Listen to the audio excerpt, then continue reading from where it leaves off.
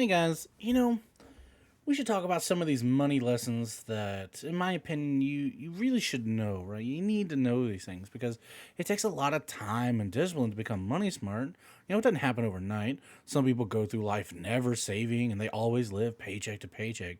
Learning how to be able to handle your money at an early age, it may not seem glamorous or anything like that, but it'll certainly put you down the right path. But if you think you have enough time to become serious about your finances, think again. You may still feel young and invincible even when you were in your, late 20s, mid 30s, late 30s. But the scary truth is that you're halfway to retirement. It's time to put the financial foolhardiness of your early 20s and teens behind you and become more frugal with your cash by mastering some financial habits. One of the first ones is not just making a budget, but actually sticking to your budget.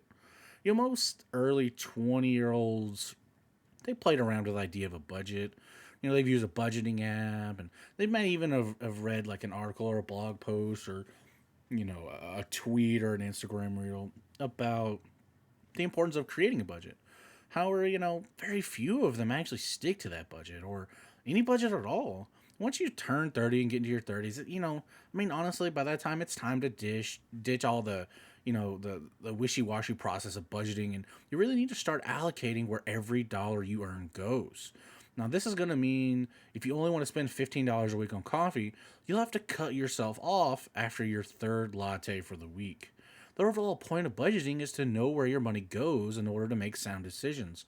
Keep in mind that $1 here and $1 there is going to add up over time. It's fine to spend money on shopping or fun trips as long as these purchases fit into your budget and don't detract from your savings goals.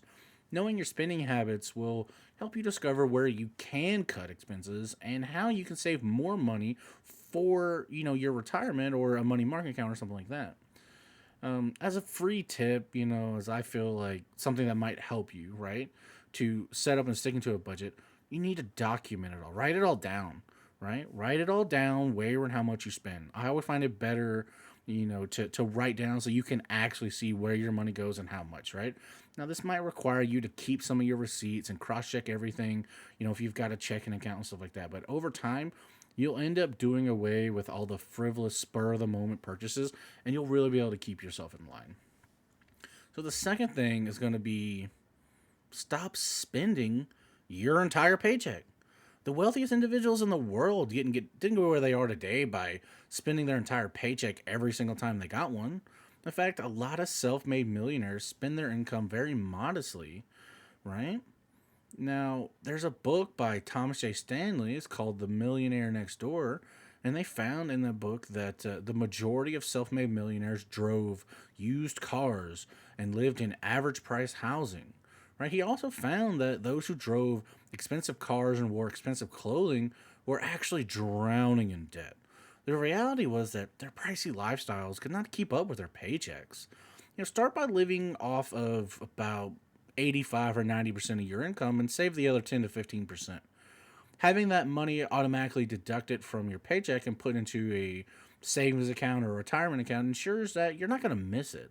And then gradually increase the amount you save while decreasing the amount from which you live.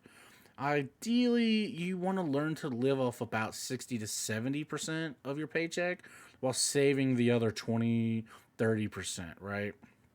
Now, the third thing is going to be not just making financial goals, but let's get real about them. Like let's stop just making goals and not sticking to them. Because what are your financial goals? Really sit down and think about them. Envision by which age and how you'd like to achieve them. Write them out and figure out how to make them a reality. You're less likely to achieve any goal if you don't write it down and create a concrete plan. As an example, let's say you want to take a vacation to Italy. Then stop daydreaming about it and make a game plan. Do your research to discover how much that vacation is going to cost. Then calculate how much money you'll have to save per month. Your dream vacation can be a reality within a year or two if you take the right planning and saving steps.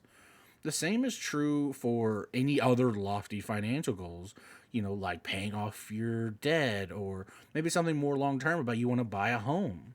You really need to have, yourself be serious, and have a plan if you're going to get into like real estate. I mean, after all, it's one of the biggest investments you can ever make in your life, and it comes at a huge cost with a lot of extra considerations. There are a lot of things you have to think about when it comes to your finances. Down payment, financing your mortgage, how much can you afford, interest payments, there's so many things, upkeep, you know.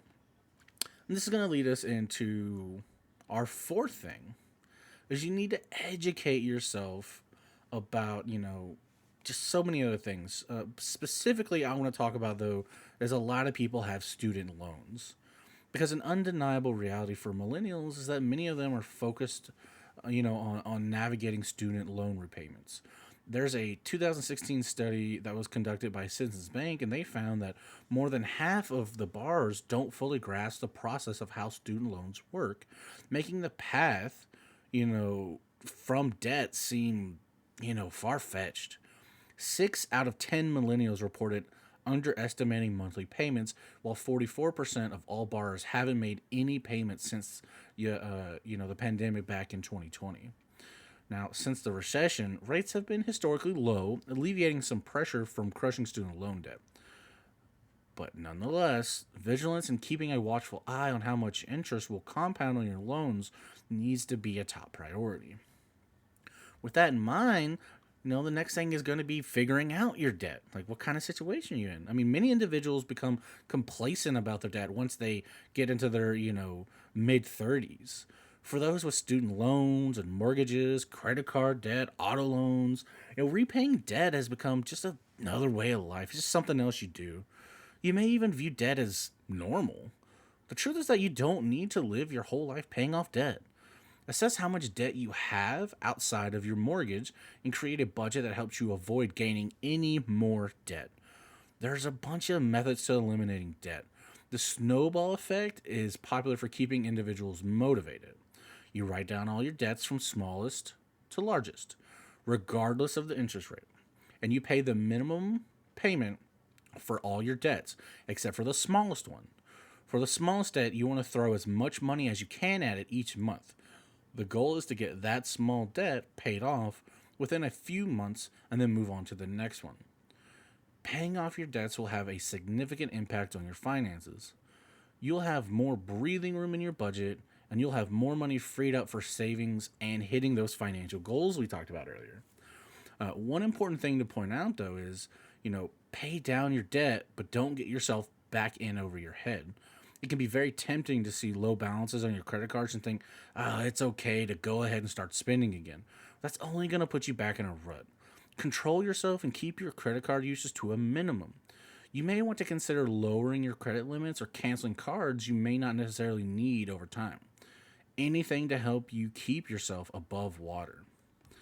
And one of the other things that you're going to hear constantly from just about anyone in the financial world is an emergency fund. An emergency fund is important to the soundness of your finances. If you don't have an emergency fund, then you're going to be more likely to dip into savings or rely on credit cards to help you pay for an unplanned car or home repair. The first step is to build your emergency fund to about $1,000. This is the minimum amount your account should have. By putting about $50 from each paycheck into your emergency fund, you're going to hit the $1,000 within 10 months. After that, set incremental goals for yourself depending on your monthly expenses. Some people are going to recommend having about 3 months of living expenses in the fund. Other people are going to say 6 months. Of course, how much you're able to save is going to depend on your situation. And then one of the last things to talk about is don't forget about your retirement. Many people enter, their 30s without having a single dime contributed to their retirement, or they're making the minimum contributions. If you want that $1 million nest egg, you have to put in the savings now. Stop waiting for a promotion or more wiggle room in your budget. In your 30s, you still have time on your side, so don't waste it. Make sure that you take advantage of your company's matching contribution if they have it. Many companies will match your contributions up to a certain percentage. As long as you stay with your company long enough to become vested, this is basically free money for your retirement. The earlier you start, the more you're going to earn in interest. So, we've gone over a couple things. So what do we learn from all this? What are our takeaways? What's gonna help us succeed? Well, when you start getting close to your 30s, or maybe already in your 30s, just remember that you're halfway to retirement. You're not as young as you think you are. Remember to prepare and stick to a budget, and stop spending your entire paycheck. Be aware of and write down all your goals, and then learn everything you need to know about your student loans if you have any. Get your debt under control, and then make sure to start an emergency fund. Even though it's still in the future, make sure you start saving for your retirement. The earlier you start, the better. Hopefully some of these tips, or some of these things are gonna help you guys kind of push you in the right direction, get you going, down the road you need to go down. Even if I said something and it piqued your interest, and you don't fully understand it, you can ask a question here, or just, Google it, right? I don't have all the answers, but if you ask me a question, I promise you I'm gonna look it up and give you the what the best answer I think is. So hopefully you guys enjoyed the video. If you did, go ahead and hit that like button. If you're not subscribed to the channel, go ahead and subscribe to the channel. But until I see you guys in the next video, y'all be safe.